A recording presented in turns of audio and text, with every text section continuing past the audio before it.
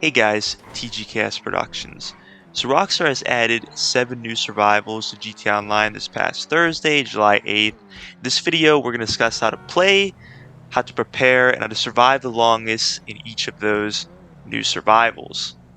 Now, this is going to be a bit of a 3-part video, and first off, we're going to start with how to play these survivals. So the most definite way you'll always be able to play these survivals is if you pause the game. You go to the online tab, go to jobs, play job, and then Rockstar created, go down to survivals. There you'll be able to find the 7 new survivals. Now Rockstar hasn't placed them in order, so I'm actually going to tell you here or show you what the 7 new survivals are. The first one we have here is actually Glass Heroes Survival. Then we have the Kortz Survival. That's the second new survival. We then have the Maibatsu Motors Survival. That's the third new survival. We have the Quarry Survival. That is the fourth new survival. We have Scrapyard Survival. That is the fifth new survival. We have Underpass Survival. That is the sixth new survival. And then Vespucci Canals Survival. That is the seventh new survival. So those are the all 7 new survivals right there that I just showed you. Now another way you can join these new survivals is through the survival series icon, which I will show you here on the map where this icon is located. And you can, if you drive down here, as I'm going to show you here when I walk over to the icon, you can either join on call or just join directly. It's pretty much going to put you in a survival with other players, most likely. And then you can also join the survival series from your Play Quick Job app. And you can also choose to join a survival. Now, the survival series, at least for this event week, which ends on July 19th, you would definitely be able to get these new survivals. Past this event week, I'm not sure, it might throw you in some of the older ones. If you just join the regular survival on the Play Quick Job app and not the survival series, you may get thrown into an older survival. But that is essentially the ways you can join these new survivals.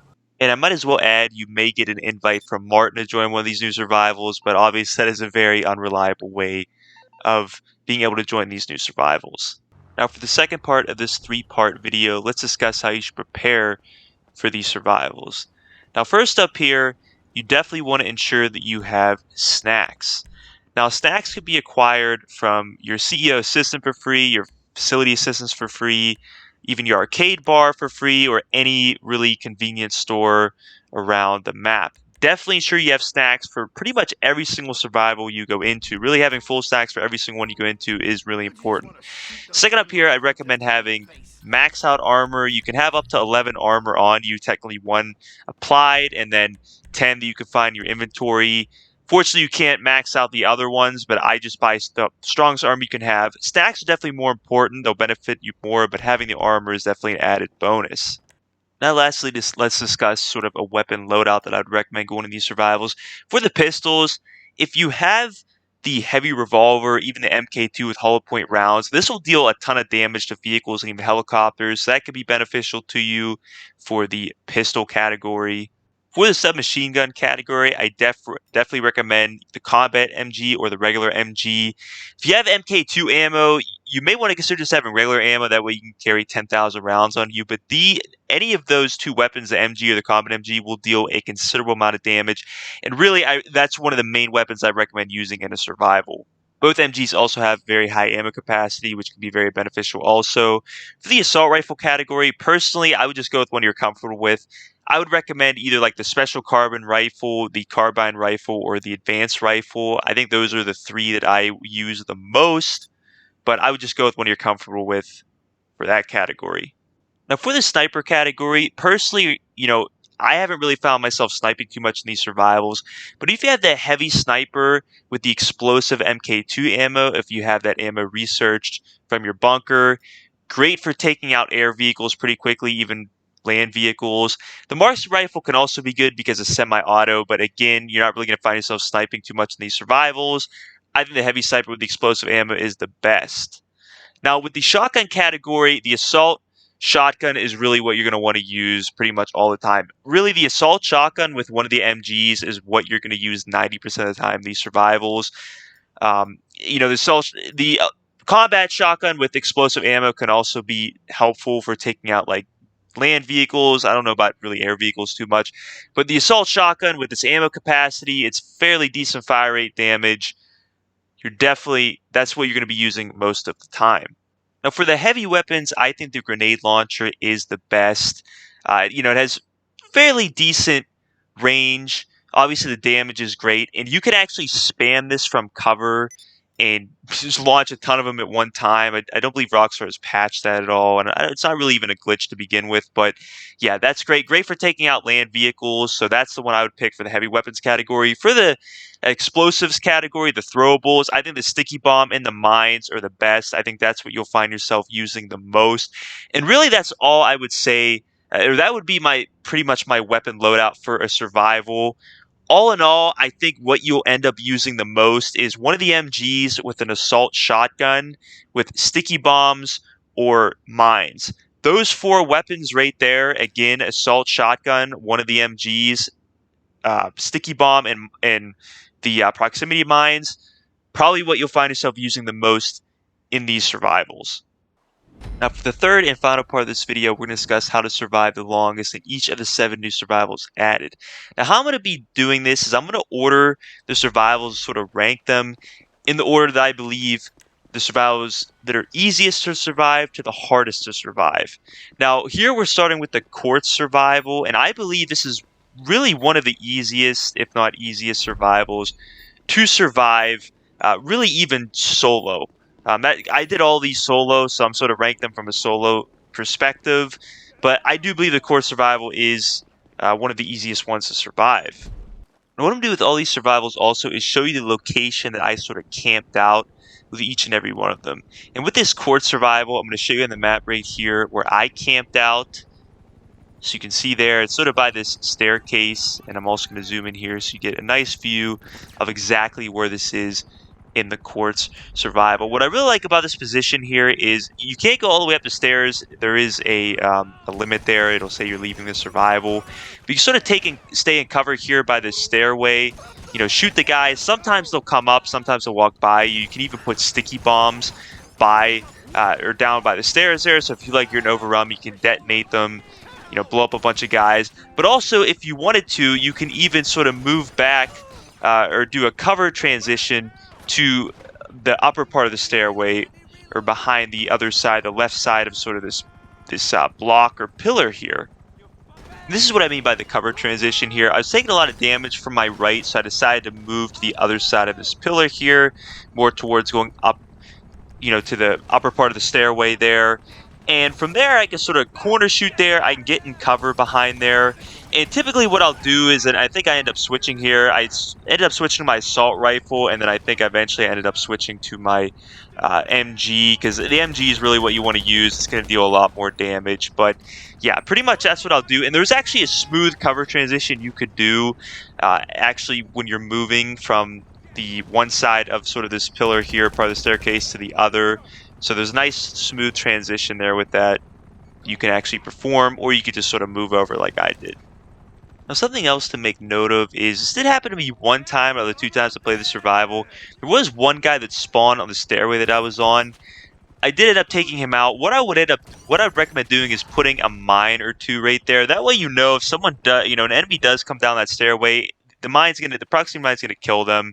That way you're at least secure from that side. Personally, from my experience, it's very rare that I do have guys come from that side, but nonetheless, it can happen. So I would put a mine there just to be safe. Another thing to make note of with this survival is there are a lot of helicopters that do spawn with this one. What I recommend you do is worry about the guys first, and then once all the guys have been, or the enemies have been eliminated, you can take I'd recommend taking out the helicopters then. With either an MG, they usually blow them up really quickly, or like I did with an explosive ammo with the heavy sniper. Sometimes the helicopters will literally come right over the staircase where you can just shoot them a bunch of times with like an MG, or shoot the pilot and just destroy them then. But if that doesn't happen, I just recommend worrying about the enemies first and then the helicopters last. I also noticed that on Wave 7, a heavy gunner Juggernaut spawns. Now, I was able to take him out first time I did this pretty easily with the MG And then also the second time that I played it, I was able to take him out, I believe, with like one explosive round. So he doesn't seem to be that strong. I'd recommend maybe putting some sticky bombs down at the bottom of the stairs. That way, if he does decide to charge you, which in my case he didn't, but if he does, you can just detonate them. That should blow him up, take him out. But yeah, he doesn't seem like he's too difficult to destroy. The very last thing I'll mention about this particular survival is by the time you get to wave 5 or 6, you really don't want to move out at all.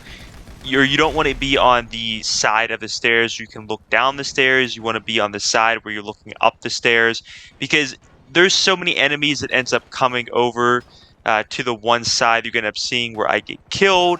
That if you're on the outer part where you're looking down the stairs, you're going to get killed very quickly.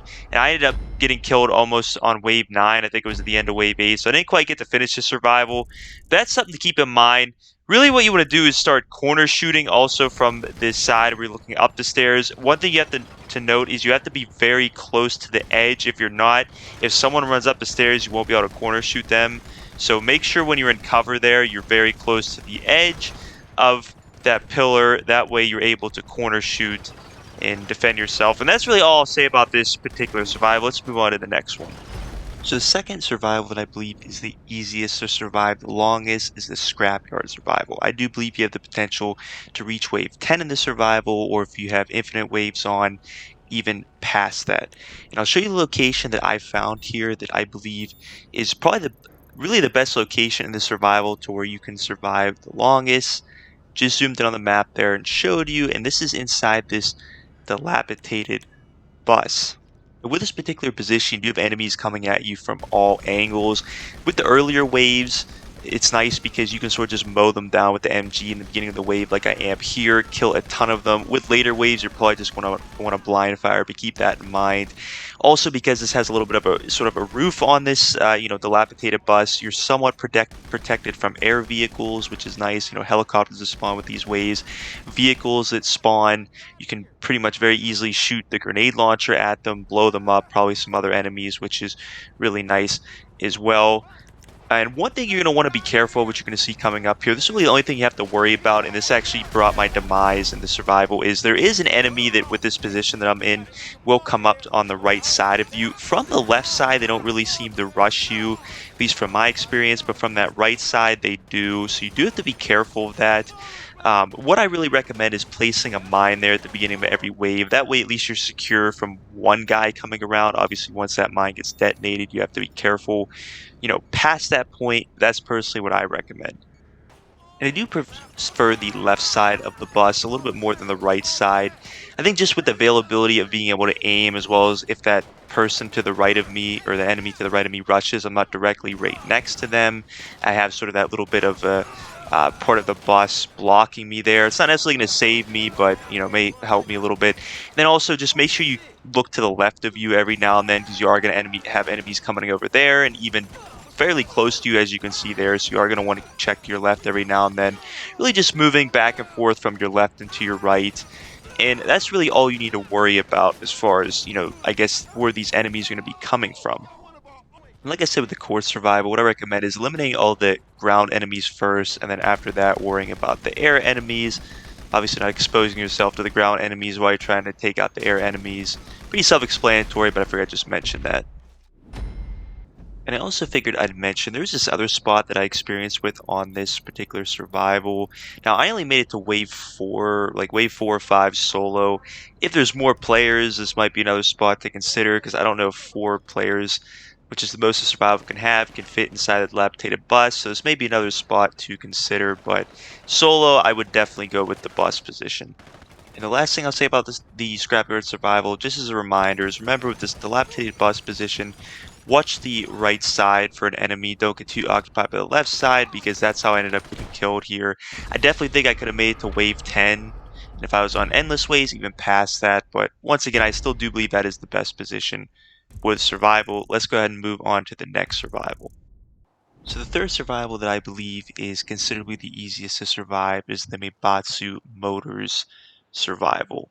Now, this survival, the position that I found is sort of cornered away against a building with some construction crates and props surrounding you, where really the only position the enemies are going to approach you from is really right in front of you most of the time. Really from this position, most of the time I'm probably going to be using the assault shotgun, really because I'm waiting until the enemies are getting fairly close to me, especially as the waves go on to the higher waves, because, if I'm exposing myself and I'm not blind firing, I have a much better chance of getting killed because the enemy's going to have stronger weapons, they're going to be stronger, and kill me much quicker. But from this position, really I'm probably focusing on enemies from the left of me first, just because they're the first to see me, and then to the right. You can very easily blow up vehicles from this position, which is nice from really where they're spawning. I'd also probably worry about like the air vehicles last.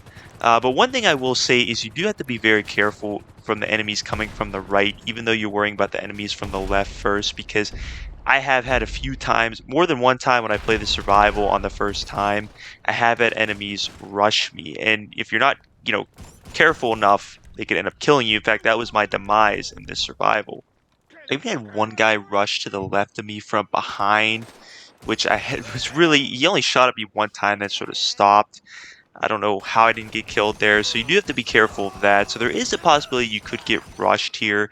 It didn't happen like super often. It definitely happened more than one time, but I still think this survival, you have the chance of reaching wave 10 and even higher. In fact, when I ended up getting killed, it was in wave 9, so I did survive a very long time, but the fact that you can get rushed definitely puts you at great risk.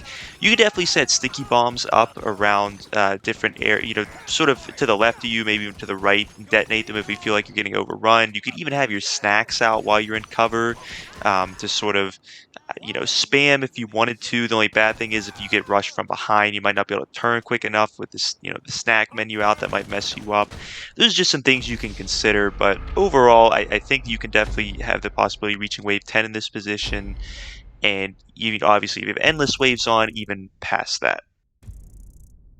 Now, for the fourth survival that I recommend, as far as surviving the longest in, that is the Quarry Survival. I think we're getting a little bit more to difficult survivals at this point. Definitely not the most difficult ones, obviously, since this is the fourth one I recommend.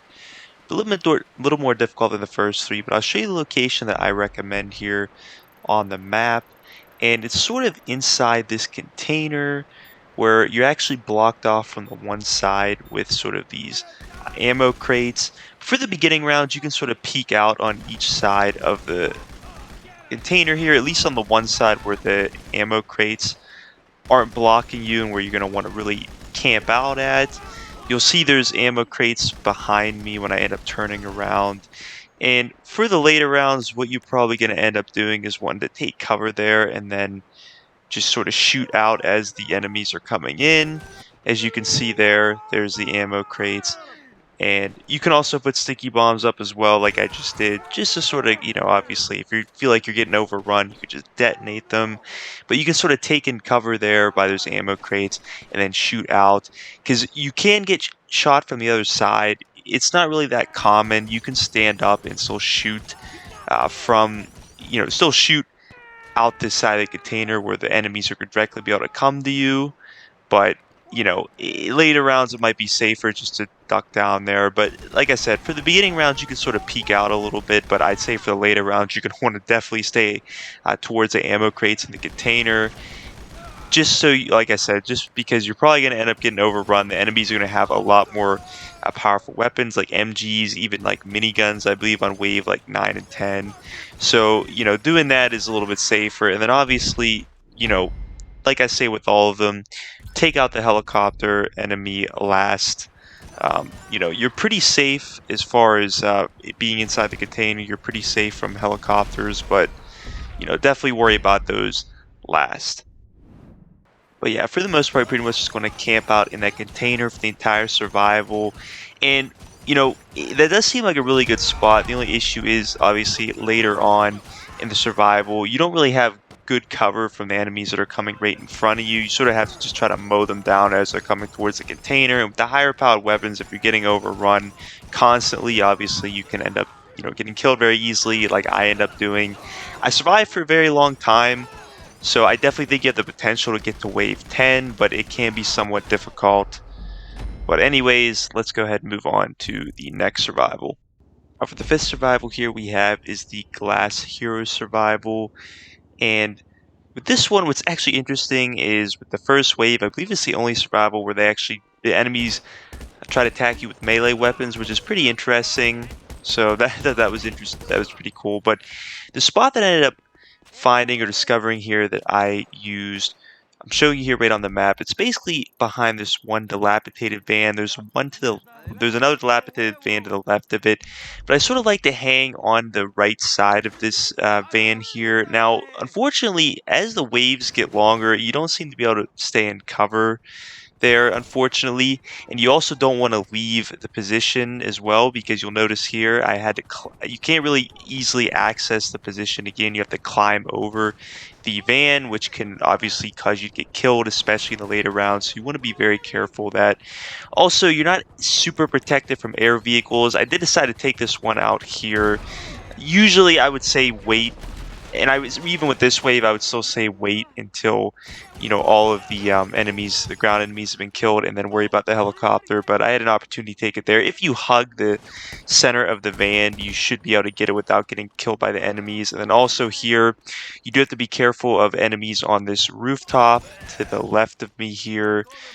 And typically here, if you're facing sort of the middle of the van, you should be able to kill the enemy on the rooftop without getting shot from the right or the left. So that's just something to keep in mind. For the most part, I'm just sort of hugging the van here. My one friend actually ended up even joining, and he was on the other position. Or behind the van to the left of me. Now, personally, if you're doing this solo, don't really recommend that, because I tried this position and I ended up getting absolutely obliterated. And even the middle of the van doesn't seem like a great position. I got killed here pretty quickly also. So, maybe if you have more than one person, using those positions may be a little bit better. But solo, I definitely wouldn't recommend it. And you also notice here my friend used an RPG. He accidentally blew himself up, and he ended up moving the van props around, which I believe ended up sort of causing the demise here. Ended up getting killed shortly after. So I'd be very careful using explosives. That's part of the reason why I like using the grenade launcher. I think it's a little bit easier to use than maybe the RPG. So it's something to keep in mind. However, this was the first time I played it, but when I played it solo again, I did reach wave 10. Now, a lot of people may be saying, well, if you reach wave 10, why would you recommend this number 5? Well, it is extremely painstaking, and it takes extremely long to try to channel the enemies over. One thing I do recommend is at the end, towards the end of rounds, you'll notice that when you get down to the last 4 enemies, they stay on the radar. When that happens, you can eventually come out of cover and probably just eliminate those 4 enemies.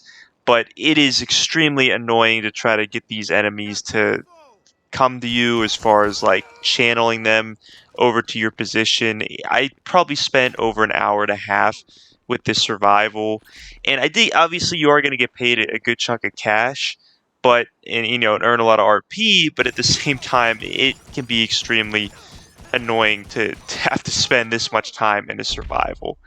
So yeah, you can definitely reach wave 10 for that position. It just takes an extremely long time. And obviously, you do have to be careful not accidentally, leaving that position, because if you do that, you could end up getting killed very easily.